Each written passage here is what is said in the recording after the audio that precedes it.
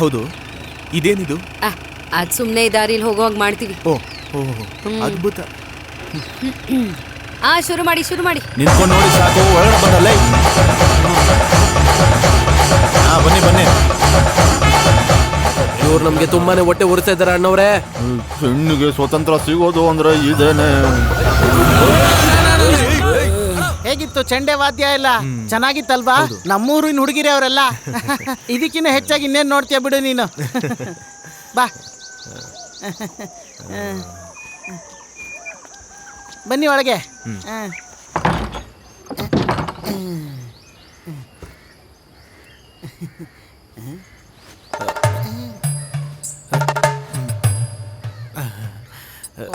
ಓ, ಎಡಗಾಲಿಟ್ಟು ಬಂದ್ರು ಏನು ತೊಂದರೆ ಇಲ್ಲಪ್ಪ.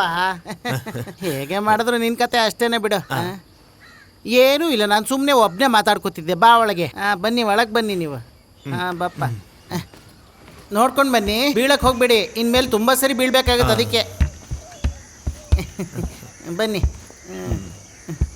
ಇದೇ ನಿಮ್ಮ ರೂಮು. ಎಲ್ಲ ಪಕ್ಕ ಅರೇಂಜ್ ಮಾಡಿ ಇಟ್ಟಿದ್ದೀವಿ. ಇಷ್ಟು ಸಾಕಾಗತ್ತಲ್ವಾ? ತುಂಬಾ ಚೆನ್ನಾಗಿದೆ.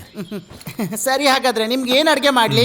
ನೀವು ಕೇಳಿದ್ದನ್ನ ಚಾಚು ತಪ್ಪದೆ ಮಾಡ್ಕೊಡ್ಬೇಕು ಅಂತ ನನ್ನ ಮಗಳು ಆರ್ಡರ್ ಮಾಡಿದ್ದಾಳೆ. ಹಾಗಾದ್ರೆ ಪ್ರೆಸಿಡೆಂಟ್ ಪ್ರೀತಿ ಜಾಸ್ತಿ ಅನ್ಸುತ್ತೆ. ಹೌದು, ಮತ್ತೆ ತಗ್ಗಿ ಬಗ್ಗಿ ಇದ್ರೆ ನಿನಗೆ ಒಳ್ಳೇದು. ಏನು? ಅಯ್ಯೋ, ಒಬ್ಬ ಮನುಷ್ಯ ಮನ್ಸಲ್ಲೂ ಮಾತಾಡ್ಕೋಬಾರ್ದಾ? ನಿನಗೇನು ಊಟ ಬೇಕು ಅಂತ ಹೇಳು. ಈ ಕೋಳಿ ಸೂಪ್ ಸಿಗುತ್ತಾ? ಕೋಳಿ ಸೂಪಾ? Mutton blood roast. Mutton blood ರೋಸ್ಟಾ? ಇಲ್ಲಿ ನೋಡಪ್ಪ, ನೀನು ಹೇಳಿದ್ಮೇಲೆ ಇದೆಲ್ಲ ನಾನು ಕೇಳ್ತಾ ಇರೋದು. ಇದೆಲ್ಲ ಹೆಸರ? ನಮ್ಮಂತ ಮಾರ್ಷಲ್ ಆರ್ಟ್ಸ್ ಟ್ರೈನರ್ಸ್ ಮೆನ್ಯೂ ಇಲ್ಲಿವರೆಗೂ ನೀವಂತೂ ಕೇಳೇ ಇರಲ್ಲ. ಪರವಾಗಿಲ್ಲ ಬಿಡಿ, ನಾನು ನೋಡ್ಕೊಂತೀನಿ. ಹಾಗೆ ದಾರಿಗೆ ಬಂದ್ರೆ ನಿಂಗೆ ನೀವು ಒಳ್ಳೆಯದು. ಒಂದು ನಿಮಿಷ ನಿಲ್ಲಿ.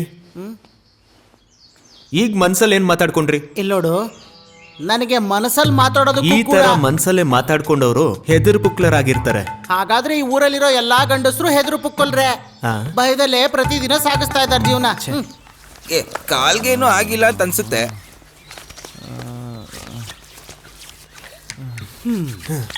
ನಮ್ಮ ಯಜಮಾನ್ರಿಗೆ ಇಂಥ ಸ್ಥಿತಿ ಬಂತ? ಯಾವತ್ತಾನೆ ಇವ್ರಿಗೆ ಒಳ್ಳೆ ಕಲೆ ಇತ್ತು. ಆದ್ರೂ ನಮ್ ವಿರುದ್ಧವಾಗಿ ಈ ತರ ಒಬ್ಬನ ಇಳಿಸ್ತಾರೆ ಅಂತ ಅನ್ಕೊಂಡೇ ಇರ್ಲಿಲ್ಲ. ಬಂದಿರೋ ನಮ್ ಶತ್ರುನೇ ತಾನೆ? ಹೌದೌದು, ನಮಗವನ್ ಶತ್ರುನೇ. ಎಲ್ಲಿ ಯಜಮಾನ್ರೆ ಒಂಚೂರು ಬೈ ತೆಗೀರಿ. ಸೋಡಾ ಏನು ಹಾಕಿಲ್ಲ ಇದಕ್ಕೆ.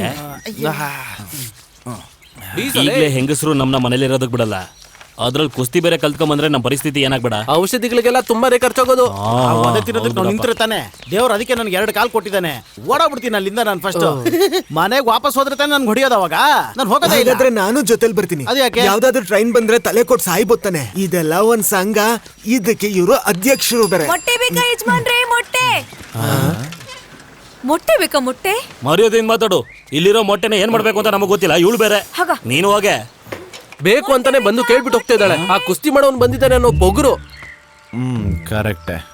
ಅವ್ನು ನಮ್ಮ ಊರಲ್ಲಿ ಜಾಸ್ತಿ ದಿನ ಉಳ್ಕೊಳಕ್ ಬಿಡ್ಲೇಬಾರ್ದು. ಎಷ್ಟು ಬೇಗ ಆಗುತ್ತೋ ಅಷ್ಟು ಬೇಗ ಊರಿಂದ ಓಡಿಸ್ಬೇಕು. ಹೆಣ್ಮಕ್ಳು ಹಿಂದೆಯಿಂದ ಯಾವ ಕಲೆಗಳನ್ನ ಕಲ್ತಿಲ್ಲ, ಮುಂದೆನೂ ಕಲಿಬಾರ್ದು. ಏನಮ್ಮ, ಏನ್ ಮಾಡ್ತಾ ಇದೀಯಾ? ಎಷ್ಟೊತ್ತಾಯ್ತು? ಬೇಗ ಬಾಮ್ಮ, ಟೈಮ್ ಆಗೋಯ್ತು. ಬೇಗ ನಡೀರಿ, ಬೇಗ ನಡೀರಿ.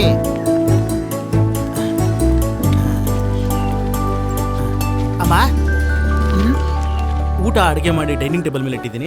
ಮಾತ್ರೆಗಳನ್ನೆಲ್ಲ ನೀಟಾಗಿ ಜೋಡಿಸಿ ಕಬೋರ್ಡ್ ಅಲ್ಲಿ ಇಟ್ಟಿದ್ದೀನಿ. ಬಟ್ಟೆ ಎಲ್ಲ ಜೋಡಿಸಿ ಬೀರುಲ್ ಇಟ್ಟಿದ್ದೀನಿ. ನಾನು ಬಂದು ಐರನ್ ಮಾಡ್ಕೊಡ್ತೀನಿ, ಓಕೆನಾ? ಅಜ್ಜಿಗೆ ಬಾಯ್ ಹೇಳ್ರಪ್ಪ, ಹೋಗೋಣ. ಅಜ್ಜಿ ಹೋಗ್ ಬನ್ನಿ ಮಕ್ಕಳ. ಸರಿ ಅಜ್ಜಿ. ಯಾರಪ್ಪ? ಅಯ್ಯೋ ಅಮ್ಮ. ಹಲೋ. ಹಾ ರಾಗಿಣಿ, ನಾವೀಗ ಹೊರಡ್ತಾ ಇದ್ದೀವಿ. ಇಲ್ಲ, ಅಮ್ಮಂಗೆ ಏನು ತೊಂದರೆ ಇಲ್ಲ. ನಾನು ಬಂಗಾರದಂಗೆ ನೋಡ್ಕೋತಿದ್ದೀನಿ. ಏನ್ ರಾಗಿಣಿ, ಹೀಗೆ ಮಾತಾಡಿದ್ರೆ ಹೇಗೆ ಹೇಳು? ಒಂದು ಕೆಲಸ ಮಾಡು, ನೀನು ಅವ್ರ ಹತ್ರನೇ ಕೇಳು. ನಾನೀಗ ಫೋನ್ ಕೊಡ್ತೀನಿ ನೋಡು.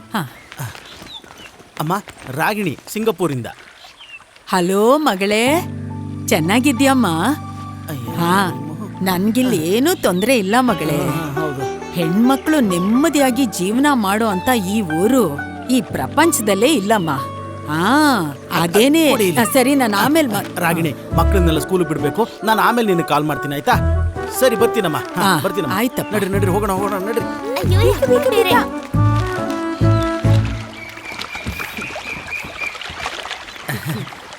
ಹಲೋ, ಯಾರು ಬಂದಿದ್ದಾರೆ ಅಂತ? ಇವ್ರನ್ನ ಇಂಟ್ರೊಡ್ಯೂಸ್ ಮಾಡ್ಸೋಣ ಅಂತ ಬಂದೆ. I am Madan. ಹೆಲ್ಮ್ಸ್ ಆಗಿದ್ರು ಕೂಡ ಹೆಂಗಸರ ಕಡೆನೆ. ಅಲ್ಲ ಇವ್ರ ಪರವಾಗಿ ಅಂತ ಹೇಳಕ್ ಬಂದೆ ಅಷ್ಟೇ. ಅದೇ ಲಕ್ಷ್ಮಿ ಅಮ್ಮಂಗೆ ಇಂಟ್ರೊಡ್ಯೂಸ್ ಮಾಡ್ಸೋಣ ಅಂತ ಬಂದೆ. ಓ ಹಾಗ ಸರಿ ಸರಿ ಹೊರಡಿ. ಬನ್ನಿಮ್ಮ ಹೋಗೋಣ, ಲೇಟ್ ಆಗೋಯ್ತು, ಬನ್ನಿ ಸ್ಕೂಲ್ಗೆ. ನಮಸ್ಕಾರ ಲಕ್ಷ್ಮಿ ಅಮ್ಮ. ಆ ನಮಸ್ಕಾರ. ಇವರು ಚಂದ್ರು, ನಮ್ಮನ್ನ ಟ್ರೈನ್ ಮಾಡಕ್ ಬಂದಿರೋ ವ್ಯಕ್ತಿ. ಓ ಲಕ್ಷ್ಮಿ ಅಮ್ಮ ಈ ಊರಿಗೆ ದೊಡ್ಡವರು. ಅಜ್ಜಿ ನನಗೆ ಆಶೀರ್ವಾದ ಮಾಡಿ. ಹೆಣ್ಣಿನ ಶಕ್ತಿ ಚೆನ್ನಾಗಿ ಗೊತ್ತಿರೋನೆ. ನೀನಿದ್ದೇಳಪ್ಪ, ನಿಂಗೊಳ್ಳೇದಾಗ್ಲಿ. ನಾಳೆಯಿಂದ ಟ್ರೈನಿಂಗ್, ನೀವೇ ಬಂದು ಅದನ್ನ ಶುರು ಮಾಡಬೇಕು.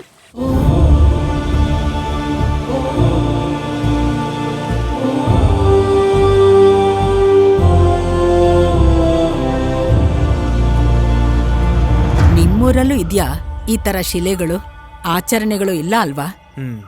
ಆದ್ರೆ ಅವಶ್ಯಕತೆ ಇದ್ದಾಗ ಮಾತ್ರ ನೆನಪು ಬರೋದಲ್ಲ ಈ ಅಮ್ಮನ್ ಶಿಲೆ.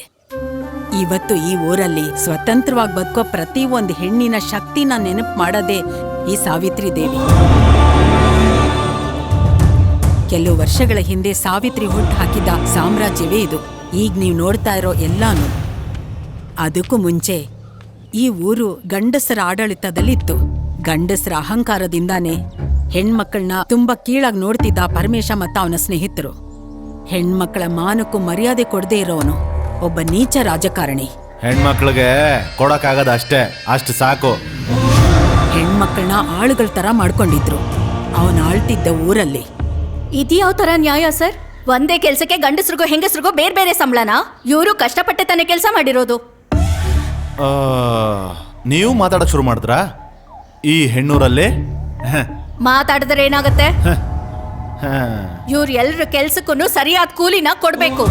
ಒಂದ್ ವೇಳೆ ಕೊಡ್ಲಿಲ್ಲ ಅಂದ್ರೆ ನಾಳೆಯಿಂದ ಯಾವ ಹೆಂಗಸು ಕೂಡ ಪಂಚಾಯತಿ ಕೆಲ್ಸಕ್ಕೆ ಬರೋದಿಲ್ಲ.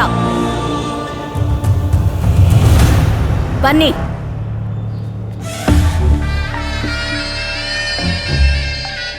ಅದು ಒಂದು ಆರಂಭ ಆಗಿತ್ತು.